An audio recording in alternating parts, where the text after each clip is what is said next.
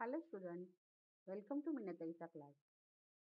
तर चला आज आपण शिकूया EVS स्टँडर्ड 6 मधला चौथा लेसन एन्व्हायरमेंटल बॅलन्स म्हणजेच पर्यावरणाचे संतुलन. आपल्या आजूबाजूचा परिसर किंवा पर्यावरण आहे त्याचा आपण बॅलन्स कसा करणार आहोत ते शिकूया.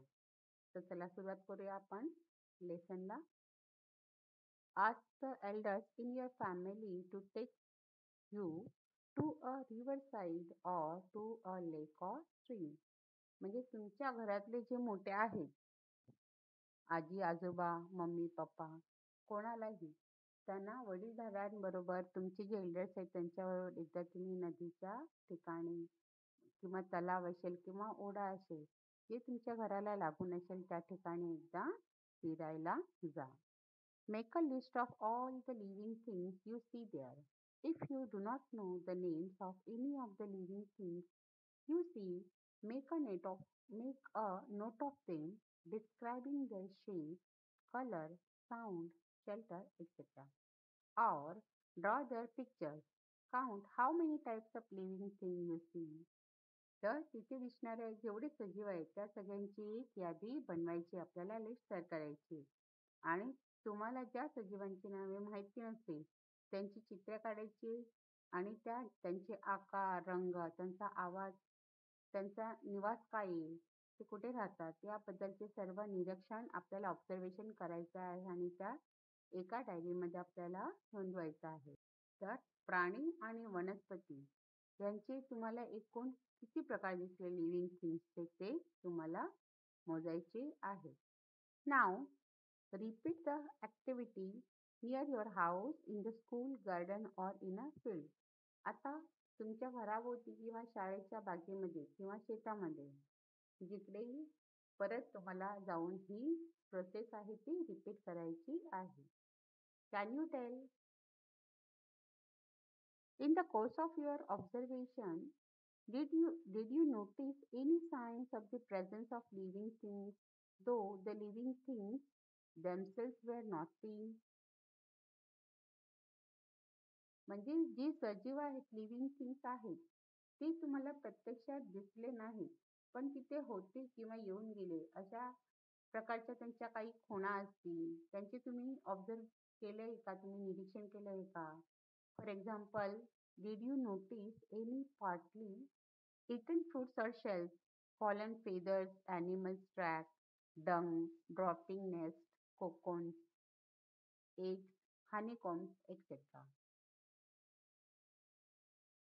म्हणजे एक्झाम्पल आहे की अर्धवट खाल्लेली फळे आहेत, शेंगा असतात ते, गळलेली पिसे पक्ष्यांची किंवा त्यांच्या पाऊलखुणा आहेत, म्हणजे ते चालून गेले तर त्यांचे ते साप उमटतात.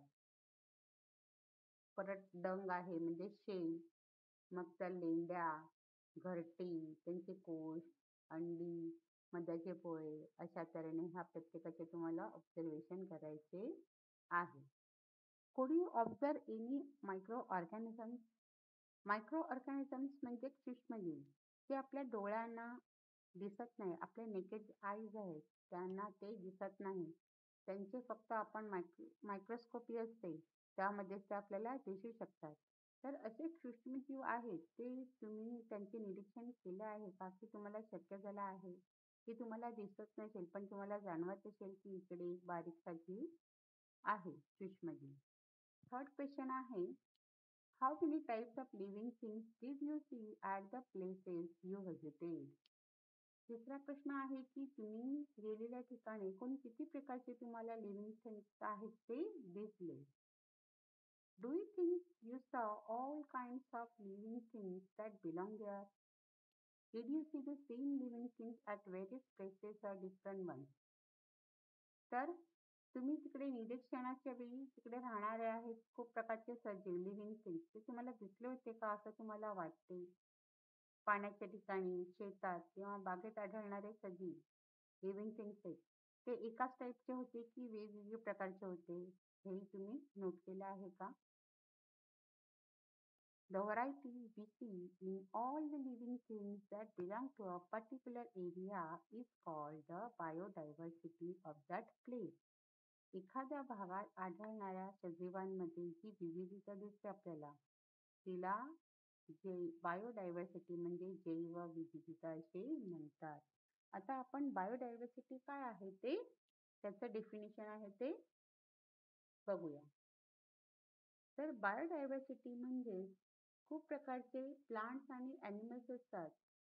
त्यांची आपल्या एन्व्हायरमेंटमध्ये अस्तित्व असते.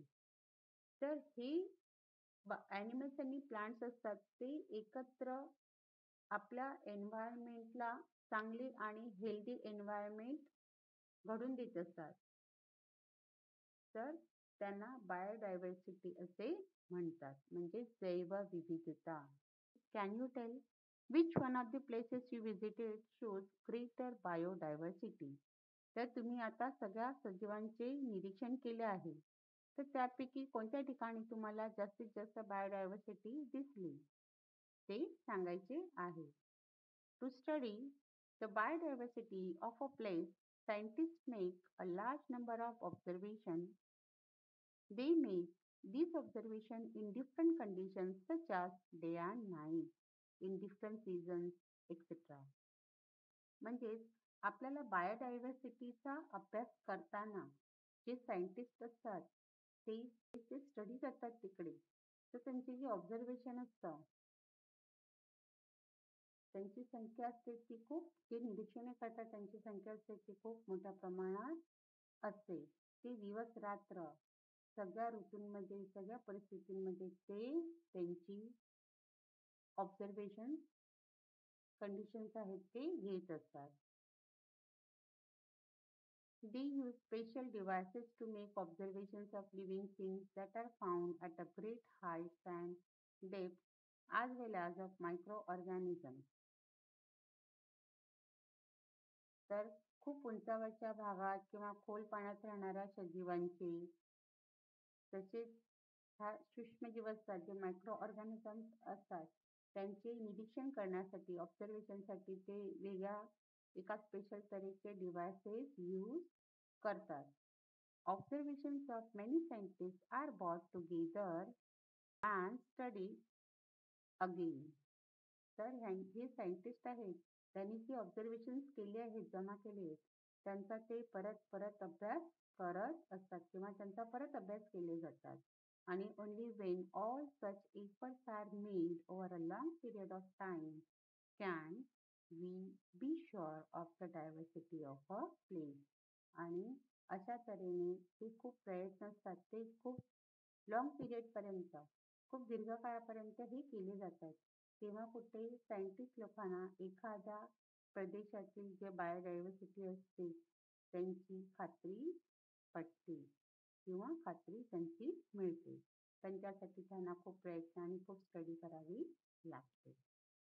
The environment, the surrounding and the condition in those surroundings which affect the life of the organisms there are together known as the environment.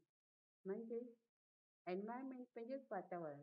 तर आपल्या सभोवतालचा परिसर, सराउंडिंग आणि त्यावरची जी कंडिशन्स असते, परिस्थिती, तेथील सजीवांच्या जीवनावर, लाईफवरती डिपेंड्स असते, जी परिणाम करते, अफेक्ट, त्यांना एकत्रितपणे त्यांचे एन्व्हायरमेंट असे म्हणतात किंवा वातावरण असे म्हणतात.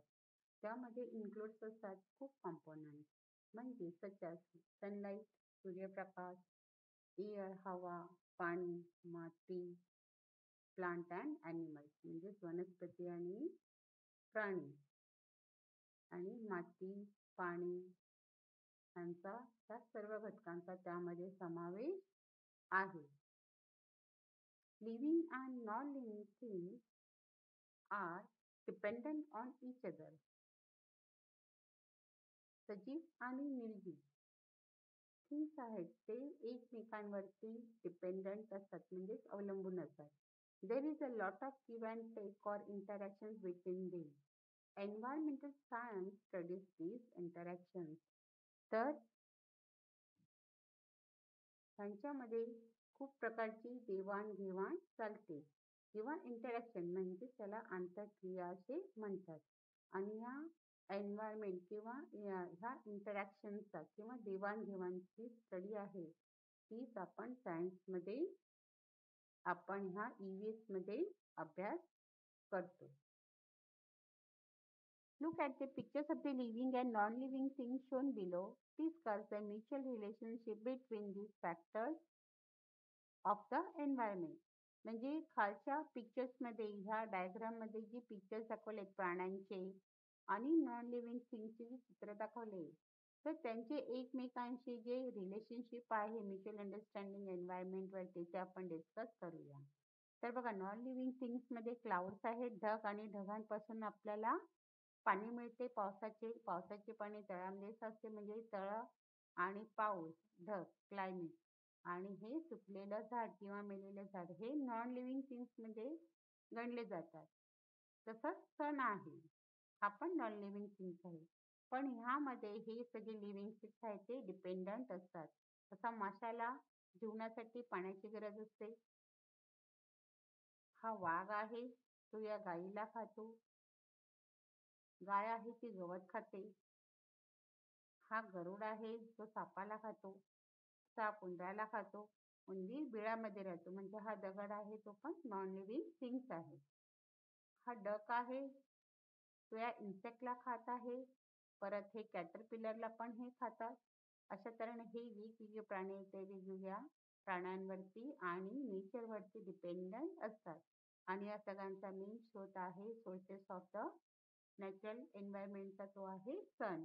सनपासून सगळ्यांना लाईट आणि हीट आणि ऑक्सिजन मिळतो. सनपासून आपल्याला हीट आणि लाईट मिळते. तर सूर्यापासून जी लाईट मिळते त्यापासून हे प्लांट्स असतात ते आपले अन्न आहे ते तयार करतात आणि प्लांट्स वाढतात. प्लांट्सला खाणारे हे सजीव आहेत आणि ह्या सजीवांना खाणारे हे मांसाहारी जीव आहेत. अशा तऱ्हेने हे एन्व्हायरमेंटचं चक्र आहे ते एकमेकांवर डिपेंड असतं आणि हे नेहमी चालू असतं. The food chain. Look at the pictures below. A worm eats grass and leaves. A grasshopper eats worm and birds eat grasshopper. त्या पिक्चर्समध्ये सगळ्यात अगोदर दाखवला आहे प्लांट. प्लांट वनस्पती सूर्यापासून आपले अन्न तयार करतात, सनलाईट पासून. आणि ह्या गवतांना आणि पानांना हा ग्रासहॉपर आहे, नाकतोडा, तो गवत आणि पाने खातो. ह्या नाकतोड्याला हे पक्षी खातात. अशा तऱ्हेने हे फूड चेनचं चक्र आहे ते नेहमी चालू असते. नेक्स्ट आहे, can you tell who eats bird. पक्ष्यांना कोण खातं? तर पक्ष्यांना साप आहेत ते खातात. परत मांजर आहे ती पण छोट्या छोट्या पक्ष्यांना पकडून खात असते. परत कोल्ह्या आहेत, फॉक्स आहेत, जॅकल्स, ते सुद्धा पक्ष्यांना खातात. काही प्रमाणात पक्ष्यांना मोठे पक्षी असतात तेही खातात. फॉर एक्झाम्पल्स आहे जसे ईगल्स आहे, ओल्स आहे, हे छोट्या छोट्या पक्ष्यांना मारून तेही पक्ष्यांनाही खात असतात. आणि ह्युमन्स आहेत म्हणजे माणसं आहेत ते सुद्धा पक्ष्यांना मारून खातात. फॉर एक्झाम्पल्स आहे जसे डक्स आहे, चिकन्स आहे, पिजन्स आहे, असे हे माणसं खातात. नेक्स्ट क्वेश्चन आहे, what is the food of plant. म्हणजे झाडांचे अन्न कोणते? तर झाडे आपले अन्न कशापासून तयार करतात? त्यासाठी त्यांना आवश्यक असते सनलाईट, पाणी आणि कार्बन डायऑक्साईड ते हवेमधून घेतात आणि त्यापासून त्यांचे अन्न तयार करतात. या प्रक्रियेला, या प्रोसेसला फोटोसिंथेसिस असे म्हणतात. नेक्स्ट आहे, look at the pictures below. तर खाली त्यांनी चेन दिले आहे, साखळी. There are several links in this chain. If the links were to separate from each other, could they be called a chain? खाली साखळीमध्ये जी चेन आहे त्याच्यामध्ये एकमेकांमध्ये त्यांनी लिंक्स म्हणजेच कड्या लावल्या आहेत आणि त्या कड्यांच्या द्वारे ही साखळी म्हणजे चेन बनली आहे. जर त्या कड्या सुट्ट्या झाल्या तर त्यांना आपण चेन म्हणू शकतो का? Even though each link is a complete object, it is joined to the links. It is joined to the links before and after it. If the links come loose, the chain is broken. जरी प्रत्येक कडी आहे ती पूर्णपणे complete असेल तरी ती मागे आणि पुढे असलेल्या कड्यांना जॉईन केलेली आहे. त्यामुळे एखादी ही चेनची कडी जर निघाली तर पूर्णपणे चेन आहे ती तुटून जाईल. In the first picture, we see the sun, some plants, a worm, a grasshopper, and a sparrow. They are all connected. Each of the components, plants, worm, grasshopper, bird, is food for the next one. That is why we say that they form a chain. Such a chain is called a food chain. Each of these components is a link in a food chain. आपण पहिल्या पिक्चर्समध्ये sun, plant, bird, grasshopper, worm आणि sparrow असे हे बघितले. तर ही सगळी कनेक्टेड आहेत एक दुसऱ्यांबरोबर. Each of the components are connected to each other. Plants आहेत, वॉर्म आहे, ग्रासहोपर आणि बर्ड आहे. आता सनपासून प्लांट्सला अन्न मिळते फूड, आणि हा प्लांट्स आहे तर वॉर्म खातो. वॉर्म म्हणजे कीटक आहे, कॅटरपिलर, आणि त्या कॅटरपिलरला ग्रासहोपर खातो आणि ग्रासहोपरला बर्ड खातो. म्हणजे हे एक दुसऱ्याचे अन्न आहेत. आणि त्यामुळे आपण यांना काय म्हणतो तर एक चेन म्हणतो, आणि ह्या चेनला आपण फूड चेन असे म्हणतो, कारण ते अन्नाचे घटक आहेत एक दुसऱ्यांवर परस्पर अवलंबून. आणि अशा तऱ्हेने ही प्रत्येक आहे इच ऑफ द कंपाऊंड आहे ती लिंक आहे दुसऱ्या एका फूड चेनवर एक दुसऱ्याची जॉईन केलेली लिंक आहे. Can you tell? Look at the picture. What is the deer food? हरण बघते चित्रामध्ये आपण, तर हरणाचं अन्न कोणतं आहे सांगा? तर ते तो गवत आणि पाने खात आहे, ते त्याचे अन्न आहे. What is the food for the tiger? तर टायगरचं अन्न काय आहे? तर तो हरणाला खातो. The pictures below shows another food chain. You have to guess the missing link in it. Look at the first and the third pictures. Think of the connections between them and complete the chain. तर खाली जी चित्र दिलं आहे त्याच्यामध्ये तुम्हाला food chain दाखवले आहे. तर ती कडी तुम्हाला चेन आहे ती ओळखायची, मिसिंग लिंक आहे ती तुम्हाला ओळखायची आहे की फर्स्ट आणि थर्ड मध्ये पिक्चर्स दाखवलेले आहे. फर्स्ट मध्ये बघा आपल्याला सन पासून प्लांट्स दाखवले आहेत. तर प्लांट्स मध्ये कोण राहतं? जे झाड असतात झाडांवरती कोण राहतात? तुम्हाला हिंट कळली असेल, झाडांवरती राहतात पक्षी. आणि पक्ष्यांना कोण खातात? तर हे घुबड आहे, ऑल आहे, ते पक्ष्यांना खातात. अशा तऱ्हेने ही चेन आहे ती कंप्लीट झालेली आहे. चला पुढे बघूया आपण. In nature there are many food chains. If one of the links in a chain is lost from the chain, can the food chain last? बघा नेचरमध्ये खूप तऱ्हेचे फूड चेन्स असतात, पण त्यापैकी एखादी लिंक आहे चेन मधली ती जर नाहीशी झाली, लॉस झाली, तर ती फूड चेन आहे ती कंप्लीट होईल का? ऑब्विसली नॉट, ती होणारच नाही.